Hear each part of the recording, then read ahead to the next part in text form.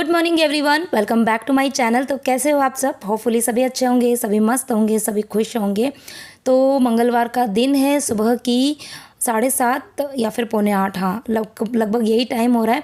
क्योंकि अभी कुछ देर पहले ही दोनों बच्चों को नीचे बस में बिठा के आई और आने के बाद में सिर्फ मैंने चाय बनाई और चाय पिए। बस चाय पी के कुछ देर बैठी थी, 5-10-15 मिनट आराम से बैठी, मोबाइल वोबाइल देखा और उसके बाद में अब लग गई हूँ अपने रूटीन के काम में। और पता है, बड़ा अजीब लगता है कभी कभी, जब मतलब मैं यूट्यूब पर नहीं थी, मेरा चैनल नहीं था ना, तब कैसा होता था कि बस फटाफट से जो रूटीन के काम है वो कर लेते थे।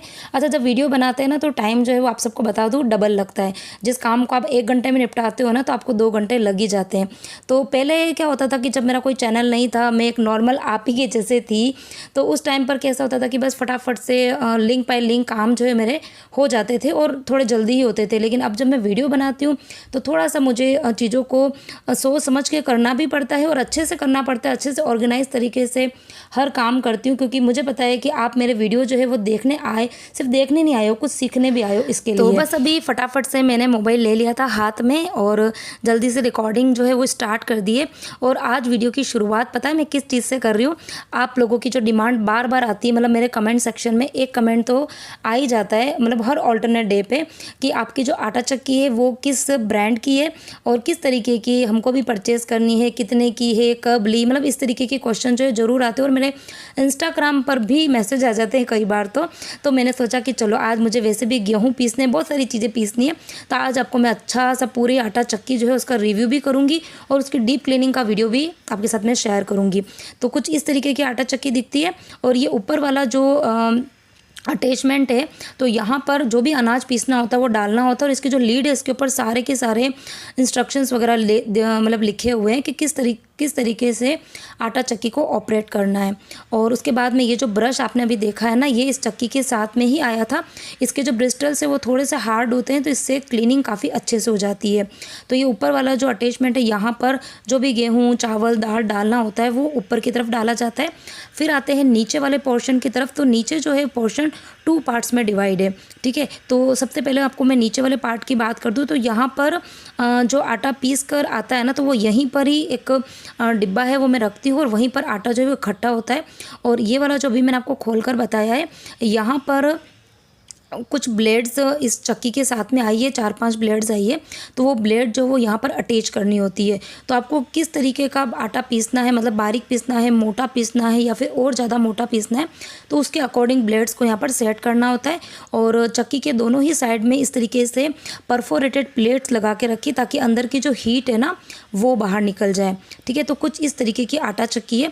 और मुंबई में इसी तरीके की आटा चक्की जो है वो हमको रखनी पड़ती है क्योंकि यहाँ का जो मौसम है वो काफ़ी ज़्यादा मॉइस्चर वाला है। तो वो जो ओपन वाली आटा चक्की होती है ना, अगर मैं वो रखूँगी तो उससे फिर इतनी ज़्यादा चक्की पर लोड गिरता है। तो इसके लिए हमको यही वाली जो पेटी वाली होती है ना, वो हमको आटा चक्की लेनी होती है। और चक्की का जो पीछे वाला पोर्शन है वहाँ पर भी इस तरीके की एक छेद वाली जो है ना डिस्क लगा के रखी है। तो यहाँ से हीट जो है अच्छी खासी बाहर निकल जाती है।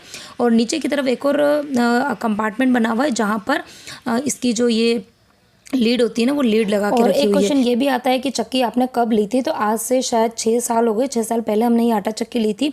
अच्छा, जब आटा चक्की हमने परचेज़ करी थी तो सबसे पहले ये यहाँ बालकनी में नहीं रहती थी, ये रहती थी हमारे किचन में। आपको पता होगा फ्रिज के जस्ट पास में थोड़ा सा स्पेस है, तो वहाँ पर ये आटा चक्की हमने रखी हुई थी, वहीं पर सेट की हुई थी।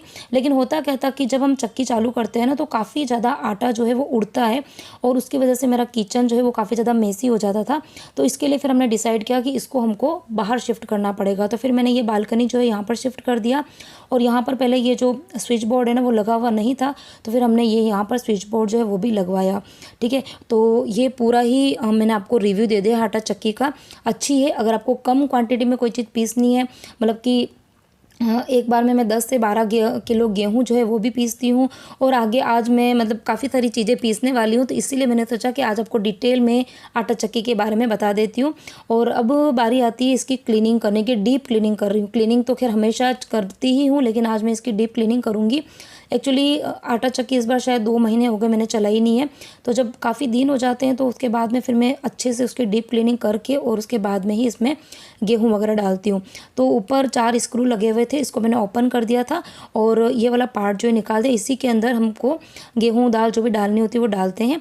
तो उसको जैसे ही निकाला तो आपको ने अभी देखा भी होगा कि काफ़ी ज़्यादा उसके ऊपर आटा भी चिपका हुआ था और जाले आ गए थे, इवन एक आध कॉकरोच भी मुझे दिख रहे थे। तो अब पहले मैं इसको एक बार अंदर से जो चीज़ें मेरे से खुल पाएगी वो खोल दूंगी और खोलने के बाद में फिर उसको अच्छे से क्लीन करूंगी। तो जब हम गेहूँ ऊपर की तरफ डालते हैं तो ऊपर से गेहूँ जो होते हैं वो ये छोटा सा आपको एक डिब्बी टाइप का पार्ट दिख रहा होगा, इसके अंदर जाके गिरता है और फिर आटा जो है वो पीस कर नीचे जो मैं डिब्बा रखती हूँ उसके अंदर इकट्ठा होता है। तो वहाँ पर है ना थोड़ा थोड़ा सा आटा जो है वो बहुत मतलब चिपक गया था बहुत ही बुरी तरीके से। जबकि ये देखो मेरा जो ये ब्रश है ना वो भी मतलब उसके ब्रिस्टल इतने ख़राब हो गए हैं लेकिन वो साफ़ ही नहीं हो रहा था। उसके बाद में मैंने नाइफ़ और चम्मच और जैसा मतलब जितना मैं साफ़ कर सकती थी मैंने चक्की को आज बहुत ही अच्छे से साफ़ किया। और अंदर की तरफ ये देखो एक बड़ी सी मोटर जो है वो लगी हुई है, काफ़ी सारे अटैचमेंट अंदर की तरफ है। क्या क्या है वो तो खैर मेरे को ज़्यादा पता नहीं, मैं तो सिर्फ उसके ऊपर काफ़ी ज़्यादा आटा जो है वो चिपका हुआ है तो उसको बस मैं हटाने की कोशिश कर रही हूँ। क्योंकि डीप क्लीनिंग जो है वो मैं बार बार नहीं करती हूँ, मतलब महीने 2 महीने में एक बार डीप क्लीनिंग करती हूँ। और ये वाला जो पोर्शन है वो है नीचे की तरफ, नीचे वाला पोर्शन जहाँ पर ब्लेड्स वगैरह जो है ना वो सेट की जाती है। तो मैंने ऊपर से जब क्लीनिंग करी थी ना तो जितना भी सूखा हुआ आटा था ना वो यहीं पर आके गिरा, तो उसको फिर मैंने अच्छे से क्लीन कर दिया। जबकि लास्ट टाइम जब मैंने चक्की चालू करी थी मुझे पता है करीबन 2 महीने हो गए इस बार, तो काफ़ी टाइम से मैंने चक्की नहीं चालू करी है क्योंकि बारिश के टाइम पर थोड़ा सा मतलब प्रॉब्लम होती है क्योंकि जो अनाज वगैरह होते हैं ना वो थोड़े से मतलब नरम हो जाते हैं, थोड़े से मॉइस्चर वाले होते हैं ना, तो चक्की फिर बहुत ज़्यादा लोड नहीं लेती है। तो इसके लिए फिर मैंने चक्की नहीं चालू करी। लेकिन हाँ अभी बहुत टाइम हो गया, मैंने सोचा कि चक्की जो है इस बार चालू कर देते हैं, सभी चीज़ें जो है घर पे पीस भी लूँगी। क्योंकि अगर खाली मुझे ना गेहूँ वगैरह पीसने होते तो मेरे को सही लगता है बाहर पिसाना, लेकिन चने की दाल है या फिर चावल इस तरह की चीज़ें पिसानी होती है ना, क्योंकि ये बहुत ज़्यादा क्वांटिटी में नहीं होती है, मतलब 2 किलो या फिर 1.5 किलो इतना ही पीसना होता है। तो कम क्वांटिटी वाली चीज़ें अगर बाहर पिसाते हैं तो मुझे लगता है कि थोड़ा सा नुकसान हो जाता है, क्योंकि बाहर की जो चक्कियाँ होती है वो काफ़ी ज़्यादा बड़ी होती है, बड़ी साइज़ की होती है। तो काफ़ी मतलब मुझे लगता है 200-300 ग्राम बेसन है या फिर चावल का आटा जो है वो अंदर ही रह जाता है, तो फिर नुकसान तो होता ही है। और अब ये देखो ये बड़ा सा जो बर्तन है स्टील का, ये इस चक्की के साथ में ही आया है। और इसके साथ में देखो ये एक थैली आई है कपड़े की, जिसमें ऊपर की तरफ इलास्टिक लगा हुआ है और नीचे की तरफ एक वेलक्रोल लगा हुआ है। और ये इस तरीके की ब्लेड जो है वो साथ में, ये तो 4-5 ब्लेड्स आई है और इनके ऊपर नंबरिंग लिखी हुई है, 1 नंबर 2 नंबर 3 नंबर इस तरीके से। तो 1 नंबर की जो होती है उसमें एकदम बिल्कुल जैसे मैदा होता है ना, मैदे टाइप का आटा वगैरह पीस के निकलता है। 2 नंबर जो होता है वो उससे थोड़ा सा बड़ा, 3 नंबर फिर थोड़ा सा मोटा। तो जैसा हमको पीसना है उसके अकॉर्डिंग मैं ब्लेड को सेट कर देती हूँ। तो अभी हाल फिलहाल में तो मैं इसके अंदर चावल पीसने वाली हूँ, तो मैंने 2 नंबर की जाली जो है वो लगा दी है। और उसके बाद में ये जो कपड़े की जो थैली आई है ना, इस थैली को इस तरीके से वेलक्रोल के साथ में फिक्स कर दिया जाता है और फिर इलास्टिक को इसके ऊपर वाले पोर्शन में सेट कर देते हैं।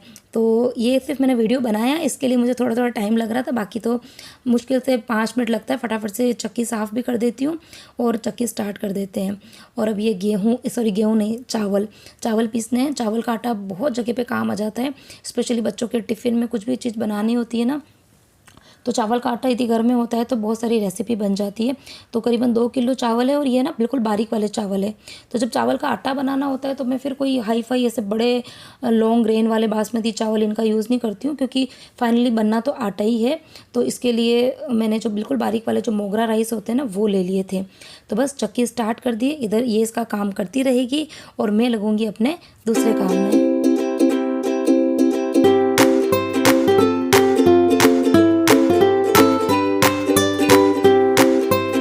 तो आप लोगों के आटा चक्की से रिलेटेड काफ़ी ज़्यादा क्वेश्चंस आते हैं बार बार, तो मैंने सोचा चलो आज इसके ऊपर एक डिटेल में वीडियो जो है शेयर कर देती हूँ। तो होपफुली आपको पूरी चीज़ें जो है वो अच्छे से समझ में आ गई होगी। तो यदि आप भी परचेज़ करना चाहते हैं तो आप ले सकते हैं। और अब मैं आ गई हूँ किचन के अंदर और अब मैं फटाफट से करूँगी काम। तो काम मतलब स्टार्टिंग ये समझ लो, खाली मैंने मॉर्निंग में बच्चों का टिफ़िन वगैरह बनाया था और अभी चाय वाय पीनी, ये सब मतलब मेरी तो चाय खैर हो गई थी, खाली भी जैन साहब की और आशीष इन दोनों की चाय जो है वो पीनी बाकी है।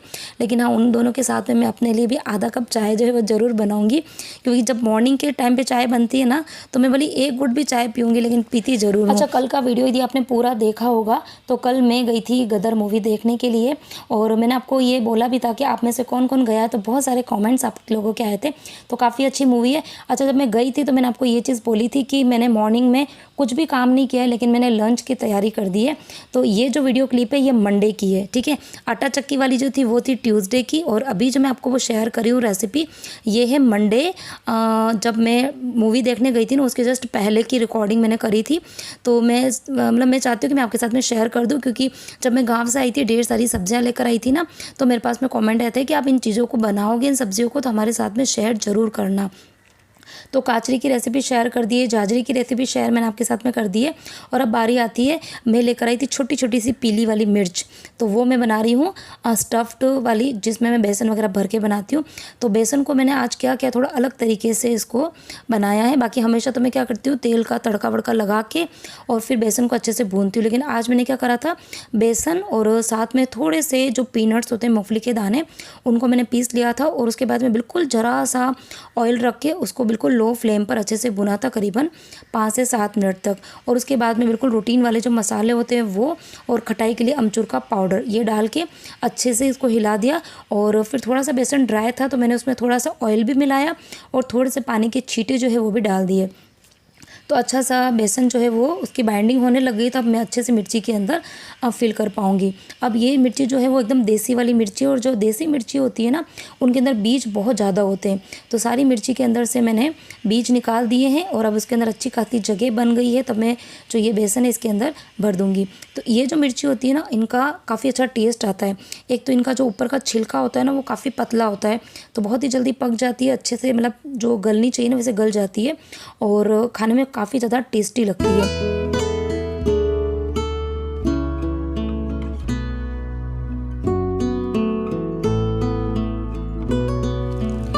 और मिर्ची के साथ में मैंने बनाई थी अरहर की दाल, जिसको मैंने बॉईल करके पहले ही रख दिया था। तो अभी पहले ये सोच रही थी कि पहले मैं इस कढ़ाई के अंदर मिर्ची की सब्ज़ी बना देती हूँ, लेकिन फिर सोचा कि पहले मैं मिर्ची की सब्ज़ी बनाऊँगी, फिर मुझे दाल के तड़के के लिए अलग से कढ़ाई रखनी पड़ेगी। तो इस तरीके से मैं थोड़ा सी बर्तन जो है वो बचा लेती हूँ, क्योंकि बर्तन मुझे ही साफ़ करने हैं, मेरे घर में कोई मैड वेड नहीं आती बर्तन साफ़ करने के लिए। तो पहले इसी कढ़ाई के अंदर मैं अरहर की दाल का तड़का तैयार कर रही हूँ, और फिर ये तड़के को कुकर के अंदर डाल दूँगी, और फिर इसी कढ़ाई के अंदर मैं मिर्ची की सब्ज़ी भी बनाऊँगी। तो अरहर की दाल जो होती है उसके अंदर मैं पीनट्स ज़रूर डालती हूँ, क्योंकि बच्चों को बहुत पसंद है, और कड़ी पत्ता, इसका तड़का ज़रूर लगाती हूँ। बाकी तो मैंने बेसिक वाली चीज़ें जो है वो डाल दी है। और बाकी मैं जो टमाटर है ना, टमाटर मैं हमेशा तड़के में डालती हूँ, लेकिन आज मैंने टमाटर जो है वो दाल बॉईल करे थे उसके अंदर ही डाल दिए थे, ताकि टमाटर अच्छे से गल जाए। तो इधर दाल का तड़का जो है वो तैयार हो गया, और अब इस तड़के को डाल देंगे कुकर के अंदर। और कुकर, ये देखो टमाटर जो है ना बहुत अच्छे से गल जाते हैं कुकर के अंदर, जब हम 1-2 सीटी ले लेते हैं ना तो काफ़ी अच्छे गल जाते हैं।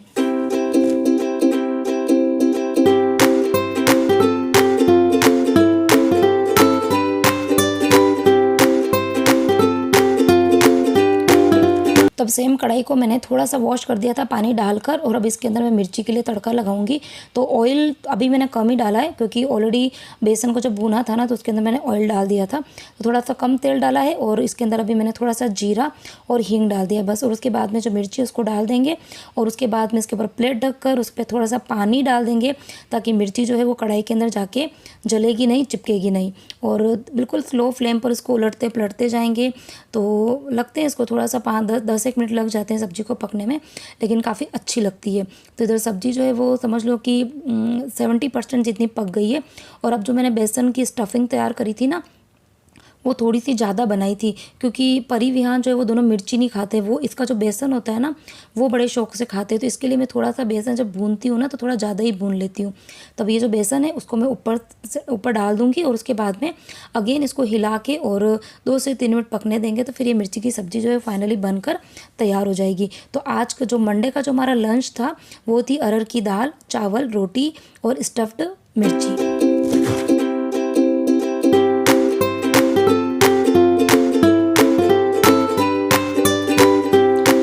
अगेन मैं आ गई हूँ ट्यूसडे वाले दिन, जिस दिन मैंने आटा चक्की चलाई थी। तो ये देखो चावल जो का आटा जो है वो बिल्कुल अच्छे से पीस गया है। हार्डली 10 से 15 मिनट लगते हैं 2 किलो चावल जो है वो मैंने पीस लिए हैं। और अच्छा लगता है घर में अगर आटा चक्की होती है ना, तो बिल्कुल फ्रेश से जो भी आटा आपको पीसना है, मतलब सोयाबीन का आटा अलग पीसना है, आपको चने की दाल पीसनी है, या फिर आपको जो भी मतलब जो भी आप आटा खाना पसंद करते हैं, घर पर बहुत ही अच्छे से बन जाता है। तो मुझे काफ़ी अच्छा लगता है। जब मेरे घर में आटा चक्की नहीं थी तो हमेशा मैं सोचती थी कि मेरे घर में भी अगर आटा चक्की हो तो मैं एकदम फ्रेश सा आटा जो है वो पीस के, और उसकी जो रोटी बनती है ना, वो लगती भी बड़ी टेस्टी है। और बाहर का जो वो आटा लेकर आते हैं ना, उसकी रोटियाँ मुझे तो खैर बिल्कुल पसंद आती ही नहीं है। तो ये जो वीडियो है वो ट्यूसडे के दिन का ही है।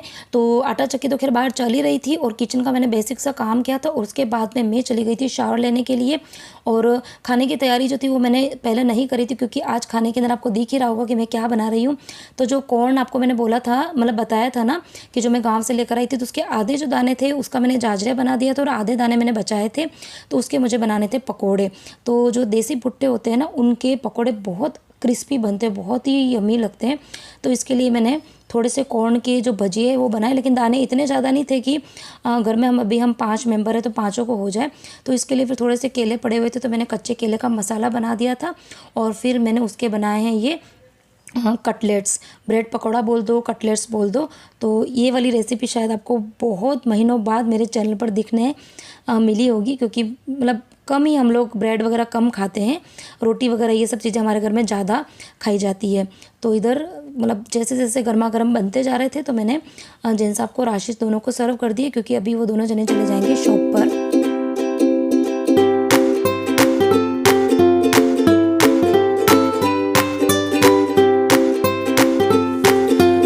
भी सही में मतलब इतना खतरनाक मौसम है ना।